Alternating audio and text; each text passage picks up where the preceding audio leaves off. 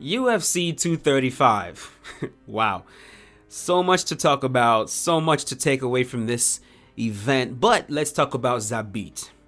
We've seen him do some incredibly flashy things in that octagon, and we all know that he is fun and entertaining. But the question has always been, how well is he going to do against the elite fighters in that weight class? And for me personally, especially when it comes to his striking, I've always kind of wondered if his fundamentals were sound and seasoned, or if he was just, all flash. And with this fight versus Jeremy Stephens, he answered that question. He kept things very simple for a vast majority of the fight. And here and there, of course, he showed some of that flash, but he won the fight. And he did it with very good fundamentals. His footwork was excellent. He did a great job with his lead hand fighting, constantly maintaining that kicking range from southpaw. And every single time Jeremy would start to close the distance, Zabit threatened him with the classic southpaw left cross. It was a good outside fighting showcase for the duration of the fight, keeping himself safe while also consistently outlanding his opponent. Now, it might not have been his most exciting performance, but in my opinion, it was his best. Because the truth is that, to fight the type of fight he had to fight against the kind of opponent he fought that fight against, it requires an incredible amount of maturity and intelligence, and especially for a young 28-year-old guy who, damn, it's kind of crazy to think that Zabit is just 28 years old, right? When you look at that dude, he looks to be at least, 50 years old. Anyways, that's beside the point. When you look at a young guy, fighting that kind of a fight, it requires a lot of maturity and intelligence, especially for someone who, wants to be wild and free and, be entertaining and crazy. It was really impressive. It really was. And right now, I'd like to see him face someone like Renato Moicano, who is ranked number 5 in that weight class, maybe even Frankie Edgar, just to kind of see how he handles someone who can put it all together much better. But man, I'm telling you guys, Zabit looks to be the truth. It's not all hype, and he is looking very, very ready right now to take things to the next level, and I can't see where it all takes him. Next up is Cody Garbrandt, and man, I can't tell you guys how, not even mad, sad, or upset, but just mostly confused. How confused I am about this dude.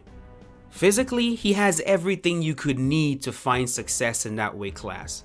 He has speed in abundance, he has power, conditioning, boxing, good grappling, and I know, his past performances don't exactly show it, but I also believe he has the fight IQ of a champion. Just watch how he handled the uber intelligent Dominic Cruz and how he outsmarted Dominic Cruz for 5 rounds to win the bantamweight belt. He has it all. And when it comes to having a reason to fight, he has a child, a family to provide for. So he's not exactly lacking in motivation either. So why on earth would this man allow himself to lose 3 fights in a row the same exact way, allowing himself to get caught up in the moment, becoming overly aggressive and completely reckless, and then getting dropped and TKO'd? 3 fights in a row. It's how is it that you're able to stay dialed in for 5 rounds against Cruz, but then you can't even make it out of round 2 in these fights without getting finished? It boggles the mind, man. It really does, and there's nothing more I can say about that. It's almost like these days his power is a curse, because this always starts with him hurting his opponents. In the 2 fights against TJ, it started with him landing a big shot and then getting overzealous for the finish before getting caught. And in his fight versus Pedro, it was the same thing. He was doing a great job, ended up hurting Pedro Munoz, and then just forgets all of his training, throws caution to the wind, swings for the fences, and then gets finished again. That man needs to do some serious soul searching. Hell, see a sports psychologist or something and try to figure out what on earth is going on, because if it's gonna be this easy to test his ego and get him to abandon, not just abandon the game plan, but all of his training, then he's gonna need some serious psychological help, because this cannot keep happening. That's 3 times in a row now, and man, something needs to happen for Cody Garbrandt. Anyways, next up is probably the most disappointing fight I've seen in a very, very long time, next to TJ Dillashaw versus Henry Cejudo, and that is Robbie Lawler versus Ben Askren. Okay, the fight starts off and Ben does exactly what we all knew he was going to do, march forward and try to put Robbie on his back. They grapple very briefly, and Robbie is able to, lift him up and slams him right on his head, and then proceeds to rain down hell on Askren. And for a second there, I was out of my seat like, fuck, yes, he's out. Stop the fight, ref. It's over. I mean, he was taking unanswered shots, face down, but Herb lets it go. And then I was kind of like, okay, all right, I guess Herb Dean is, he's really out here giving these championship level fighters a chance to, fight through it and come back. And that's exactly what Ben did. He recovered, made his way back to his feet, and started to attack Robbie again with his wrestling. At some point, he was able to get Robbie in a bulldog choke, like against the cage, and for a moment, it kind of looked like Robbie Lawler was out. And Herb Dean jumps in and stops the fight, only to realize right away that Robbie Lawler was not out at all. And I just sat there like, are you kidding me? To Herb Dean's defense, though, it did look like Robbie was out, because when you take a look at it, and you take a look at the way his right hand kind of went limp for a short moment, it does look like he was out. But then the part that confused me was that Herb Dean actually checked. He did what he was supposed to do. He checked to see if Robbie was conscious, and he did it by lifting up Robbie's right arm to see if it goes limp, and it didn't. Robbie even gave him a thumbs up at that very moment, but of course, considering the angle, the chaos of the moment, Herb Dean just wilted and made a terrible mistake. And goddamn, you could see it right. You could see it right away. Once he stopped the fight, Robbie popped up and was like, "What the hell, man?" And Herb clearly realized he made a terrible mistake at that moment. But man, honestly, as frustrating and disappointing as that was, mistakes do happen. They happen, and it's true that in a fight of this magnitude with championship level fighters, you really can't afford to make these kinds of mistakes, but they still do happen. And once the ref stops that fight, there's no going back. You're going to have to accept it and try to move on, and that's exactly what Robbie Lawler seems to have done. Yeah, he protested the stoppage for a bit, but he was also classy as usual. He gave Herb Dean a hug like, "It's all right, buddy. It's all right. We all make mistakes. I understand." And he also gave props to Ben Askren, and that was it. And as for Ben Askren, man, I was really hoping that he would get the UFC level treatment. And even though he ended up getting the win, that's exactly what he got. Okay, he was royally fucked up. And as one-dimensional as this dude is in the welterweight division, he has an uphill battle in front of him. And we are about to find out just how good of a climber this dude is. We're about to find out. Next up is the welterweight championship fight, Tyron Woodley versus my Nigerian brother, Kamaru Usman.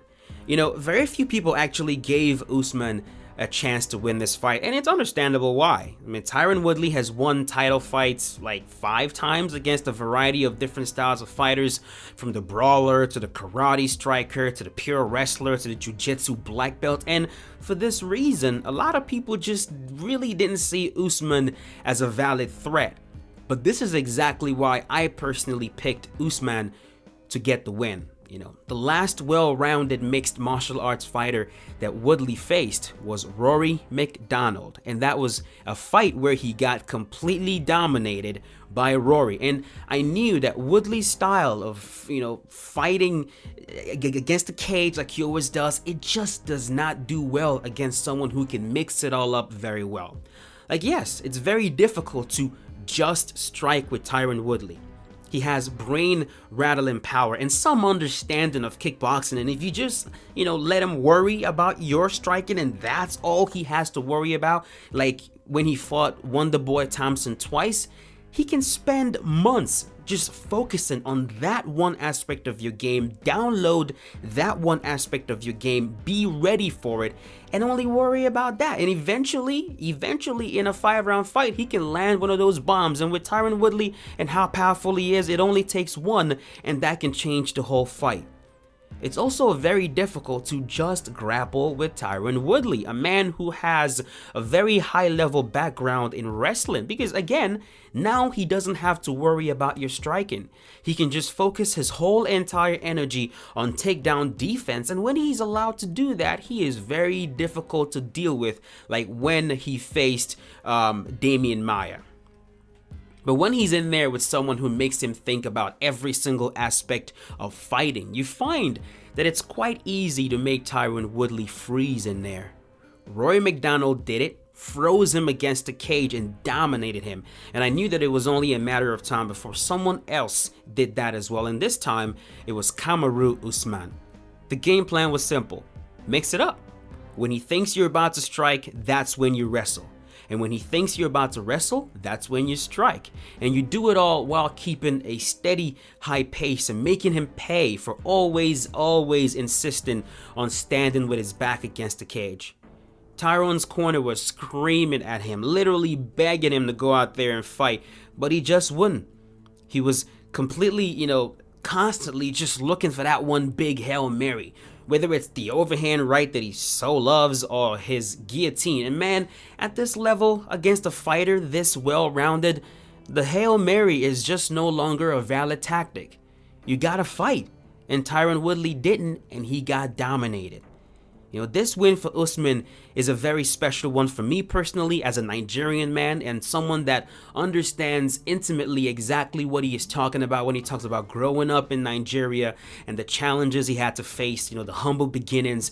Like, I'd say, man, it's the first time I've genuinely liked a fighter beyond their skills in the cage. Like usually I tend to not care what a fighter does outside the cage or what kind of person the fighter is or any of that. I usually don't care about that. I just like what the fighter does in the cage. But when it comes to someone like Israel Adesanya or someone like Kamaru Usman, even someone like Francis Ngannou, I'm a fan of these guys now, mostly because I can kind of relate to them, and in some twisted way, it's almost like they're family, and I'm sharing in some of the glory and pride that comes with, with Usman, what comes with being the first Nigerian world champion in the UFC. I understand his language. I understand his experience. I know the land he grew up in. I grew up in the same place, so it's almost like he's a brother. He is a brother, and it's incredible. And I am so full of pride for Usman. And looking at that weight class right now, he was not kidding. I don't know what fight it was that he finished, but when he was done, he said he was a problem. And he was not kidding when he said that. As for Woodley, he is asking for a rematch, but personally, I really don't want to see this fight back to back. I'd like to see Usman get in there against a loud, obnoxious Kobe, and you know what? I'll just leave it at that. Massive congratulations to Usman, and I can't wait to see how far he takes this. Anyways, here we are. This is the one that's going to make those of you that haven't disliked the video yet, this is the one that's going to make you go ahead and hit that dislike, and it's okay. I understand. We're about to talk about the main event. John Bones Jones versus Anthony Lionheart Smith. It was exactly what I thought it was going to be. The only difference being I expected more out of Anthony Smith, which would have resulted in John Jones stopping him. But anytime a fighter comes in there and is tentative against John Jones, this is exactly what to expect. When it comes to John Jones, I'm now getting the Floyd Mayweather vibe from him in the sense that skill-wise, he has separated himself from the rest of the pack. So much that his opponents, while preparing for him, almost accept the fact that they could never fight him skill for skill. Like, this is what we used to hear about Floyd Mayweather. You can't box with him. No one can box with him. You can't go technique for technique with him. You have to go out there and you have to make it a fight. You got to fight with him. You got to make him brawl. And that's the story right now with John Jones. His opponents look at him. They look at how technically sound he is at what he does. They look at his fight IQ, his intelligence, his composure, and they admit to themselves that they simply cannot compete with him on that level. So they go in there with a simple game plan. We are going to move forward. We're going to stay in his face. We're going to force him into a dogfight, and we are going to break him. But just like Floyd Mayweather, every single time they realize that Jon Jones is an illusion. From the outside looking in, you think he is lethargic, slow, and sluggish at times. Some might even go as far as thinking he is weak. You know, the classic pretty fighter that you can just go out there and force into a dogfight. But then when they step into the cage with him, they realize the truth. The truth is that just like against Floyd Mayweather, to bring a dogfight to a very technical fighter, you have to go through the fire. And most of these guys are not as willing to go through the fire like they think they are. And the reason is because of technique. You can engage in a dogfight against someone who is on your skill level. But against someone above your skill level, what you're trying to do will get you hurt. And this is the truth they realize in the middle of the fight. You bite down on that mouthpiece and you try to take a step forward, and at the perfect time he spins and crashes his heel into your rib. A 235-pound, 6'4" man spins, crashes his heel into your rib, and you feel the vibration go through your whole entire body. And in that moment you tell yourself, okay, alright, that hurt, but I'm tough. I'm a tough man, I can take it. So you try again. And this time a front leg side kick or an oblique overextends your knee, and you sit there like, okay, this is not good. My rib hurts now, my knee hurts now, but I'm still tough. I'm a warrior. I got this. You try again and you get hit again with something else, and now you're frozen. You're frozen because this is not a video game. This is not EA Sports UFC 3 where a player can be taking a beating and just keep marching forward. No, this shit hurts. It hurts like hell. And when you're getting tagged repeatedly at a high level by a big man and you don't want to get stopped, you just don't see any other way around it except doing exactly what Jon Jones wants you to do, and that is slow down and watch him. And that's exactly what happened to Anthony Smith. You know, everyone can sit at home and go, oh, why didn't he just try harder? Why didn't Anthony Smith just go for broke? He didn't, because you can fantasize shit in your head and think about how tough you're gonna be in the fight and how much you'll be able to take the damage, but the reality is painful and nobody wants to get finished, okay? Anthony Smith does not want to get finished. If you truly come at Jon Jones like you fantasize in your head, and you actually go out there and you actually do it, chances are you're gonna get blasted and finished like he did against DC.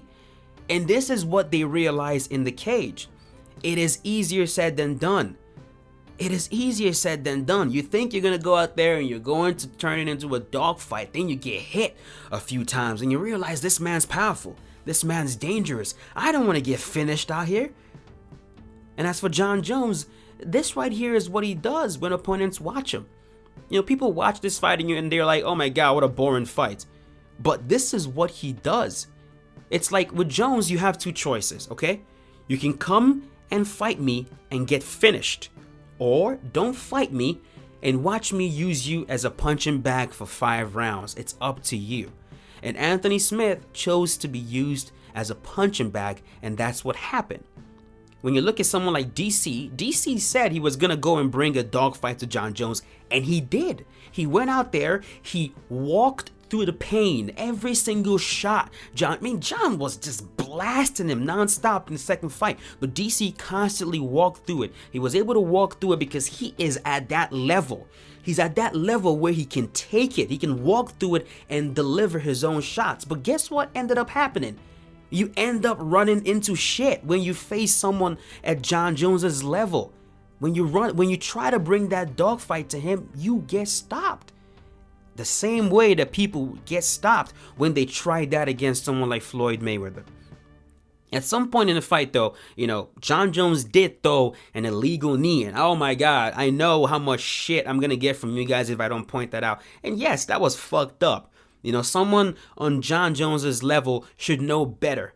Now, I completely disagree with any of you out there that want to say he did it on purpose. Like, why the hell will he do it on purpose? It's a fight he was dominating. He does not need to knee Anthony Smith in the head illegally to do damage. He was in the moment. He made a mistake, a dumb mistake, and he lost 2 points for that.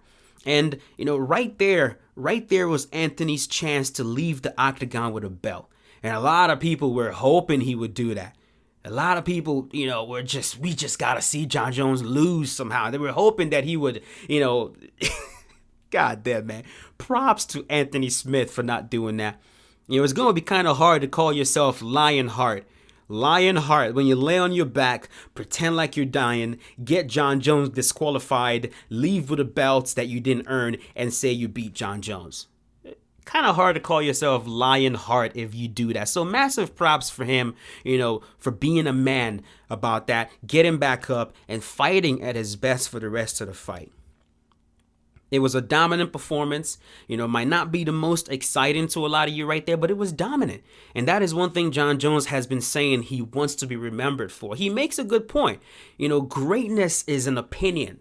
For a lot of people, being a great fighter goes beyond, being the greatest of all time goes beyond what you do inside the cage. For a lot of people, being the greatest of all time also involves how you carry yourself outside of the cage. And that makes sense. That makes perfect sense. So, Jones has said himself that he's kind of given up on being known as the greatest fighter of all time. And look, he probably is not, because outside of the cage, Jon Jones he's not the kind of person you want representing the sport. But the one thing, love him or hate him, and blame his success on picograms or whatever, the one thing you cannot deny, and if you deny it, you're a liar. One thing you cannot deny is that Jon Jones has dominated that weight class. And he is, at the moment, the most dominant champion in the UFC. There's no one else in the game as dominant as Jon Jones is. And he is probably going to end his career as the most dominant champion the UFC has ever seen. Dominance in the sense that when he's in there fighting these guys, they don't even have a chance to beat him. At no point in this fight did Anthony Smith look like he was even going to be coming close to beating Jon Jones. And as a Jon Jones fan, that is all I personally give a shit about. Hate him or love him, the man is dominant. The man is intelligent. The man knows how to fight. And that's it. That's where I'm going to end it. Thank you so much for watching. Let me know what your thoughts on the card are, and I will see you guys very soon. Stay safe.